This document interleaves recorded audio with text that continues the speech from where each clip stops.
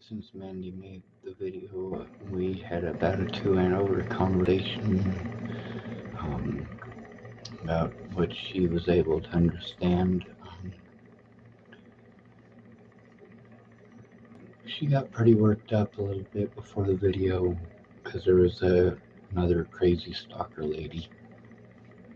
And I was pretty worked up too because I had a lady getting on and pretending.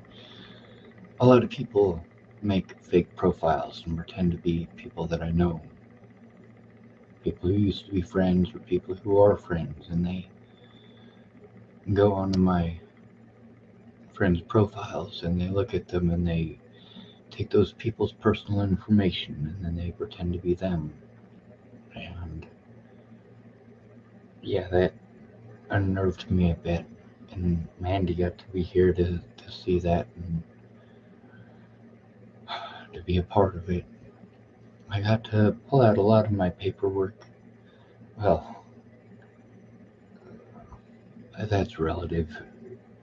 But I got to pull out the protection order stuff and show that I was illegally prevented from going. I got to show her my screenshots. She got to read the messages between Tim Beeson. I also showed her all the worst stuff I did. Like, these people have gaslighted me and the cops were helping them. And none of my friends, they just weren't there. They claimed that they helped me, but they didn't come forward in court, and part of that is not their fault. The cops and the volunteers made sure that I didn't have the resources to contact people or to let them know what was going on. But there's also the fact that so many of the people who claimed that they were my friends, they went out of their way not to keep their word. In many of these cases, when I was out of resources, they were done being my friends. She got to see that there's that Kara Johnson Miles lady, the messages between us, how she pretended to be an autism advocate. She wasn't. Well, she was pretending to be an autism advocate who was trying to help me, who was friends with one of Natalie's ex-stepmothers. When she got exposed by Shannon Alvarado, and Shannon showed me what this woman was typing in these groups, Shannon needed to speak up. Shannon kept saying, well, I can't, I'm in California, I'm not, they won't let me, I'm in California. But that Kara Johnson Miles lady was allowed to put her slander in my court dates. My public pretenders helped my predators. The judges helped my predators. They knew what they were doing was felonious, and they did it anyway. The fact that I've got someone to actually look at it now, not just organize it and reorganize it like a fucking tweaker. I've had to move repeatedly. We just organized it, right before I came here. Me and my sister went through and organized it, and then I had to stuff it all into bags to come here. Meanwhile, the only reason that Tara had to help me organize it is because I had packed it all up to come to where I'm at now, and I wasn't able to because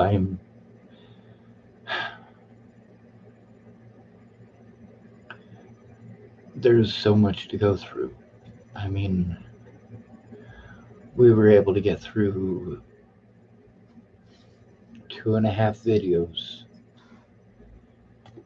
There are thousands, and the conversations with these people show I was telling the truth.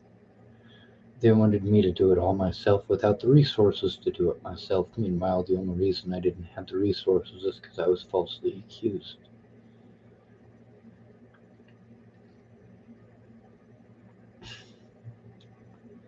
People gaslighted me and catfished me and harassed me and threatened me until I had a fucking meltdown. But I had to do something to try to get someone to take a look. I admitted everything I did wrong, and I admitted when I broke the law. But it was not wrong for me to break the law. Not under these circumstances, not under these conditions. It's one thing to make your false claims, it's another thing when you can show it. I don't have the time to do this. I don't have a safe place. For it to be a safe place, first of all, it has to be a place where there's not a 7 day time limit, and there is. It's got to be a place where I don't have to live with an alcoholic or a meth dealer and depend on them for help, because their help is the opposite of help. No matter how well intentioned they are, they're fucked up on drugs, they're not going to be helpful.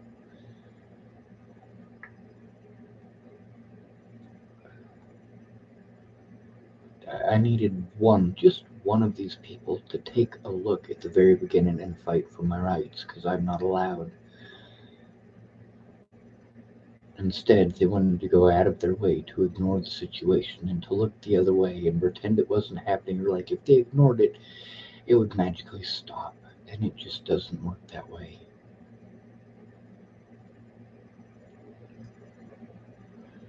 I got to show Mandy the harassment that was coming from Ted at my grandma's funeral. It's pretty obvious that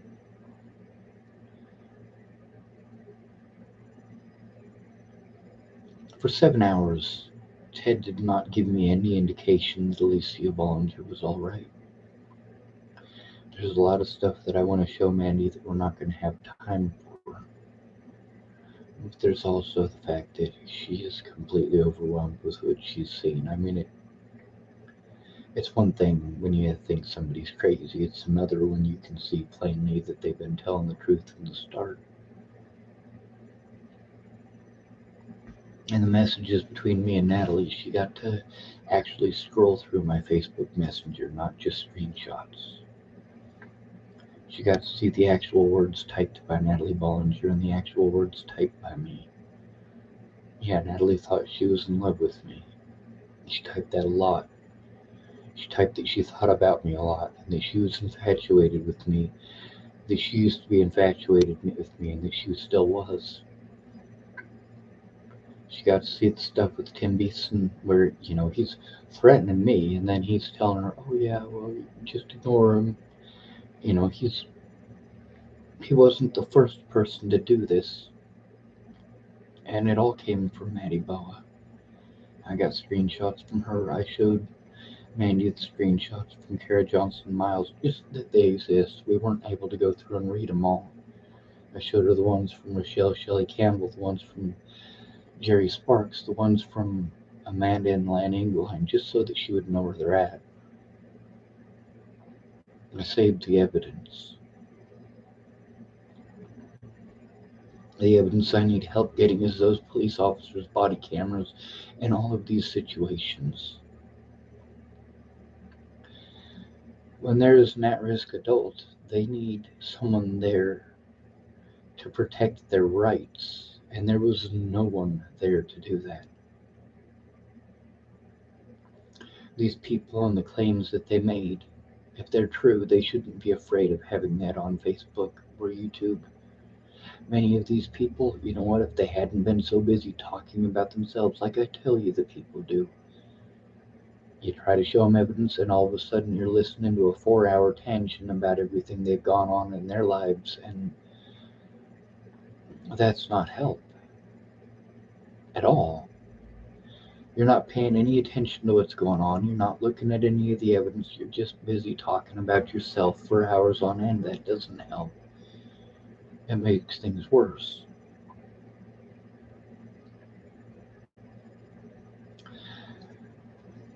There's a lot to go over and a lot to go through. The way that I reacted after all of this abuse, I shouldn't have had to do that.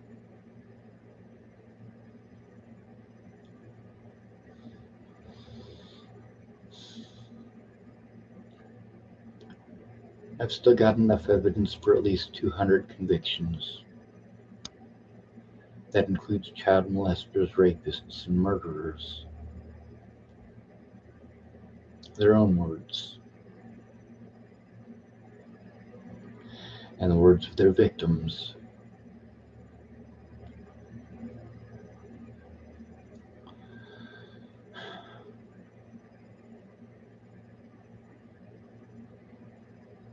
I went to everyone I could for help. Everyone.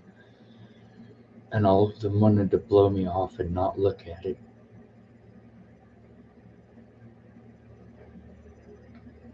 Finally, I got somebody to actually look at it, not somebody to go, oh, well, yeah, I see there's a piece of paper. Let's go to the next one. Yep, I see that's a piece of paper. No, there were people who were actively involved in this.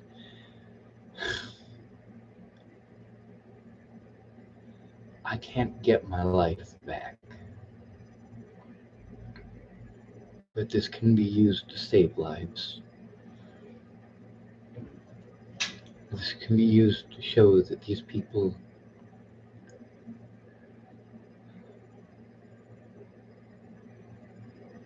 they did what they said they did what I said they did. I tried everything I could. I called every single agency. All of these people tell me it's someone else's job no matter what.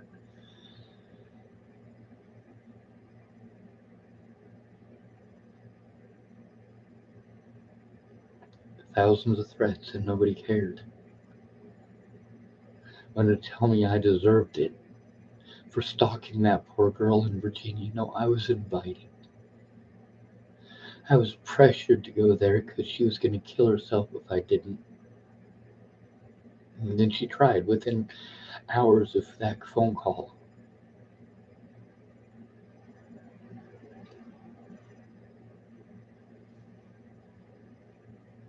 If Kara Johnson Miles can slander me from Texas, then Shannon Alvarado can tell the fucking truth from California. God damn it.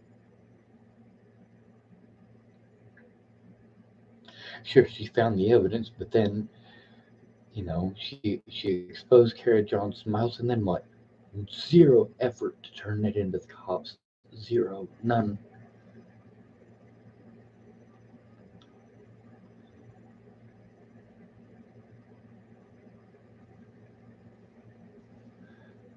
They were able to win court dates that they harassed me and threatened me and bullied me and destroyed my entire life to the point that I had meltdowns and I had to do something to get someone to look at the evidence. And then when I'd have a meltdown, I'd get locked up. And they'd pretend that I was pretending these things happened, and Manny's gotten to see that these things are true. I wasn't pretending.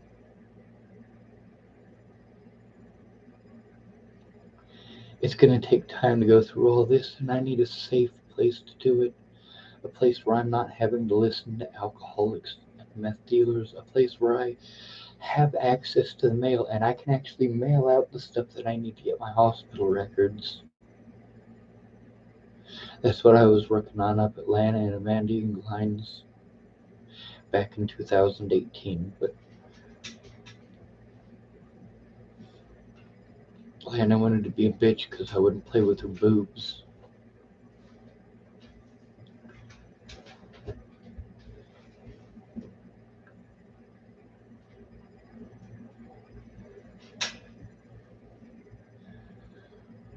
Anyway, I'm gonna end this video. Just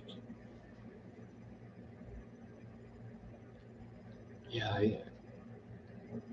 I had meltdowns and I did desperate things to try to get help.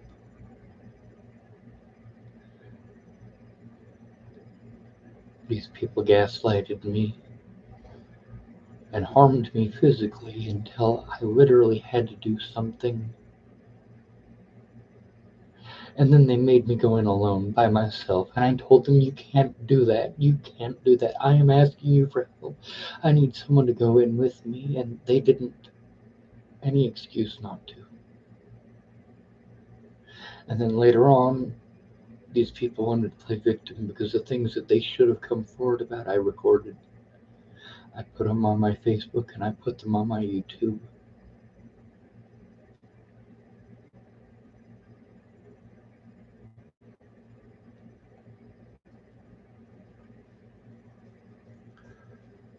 Um, I got too much anxiety to go to sleep tonight. I hope I get exhausted and pass out. It's every night for me.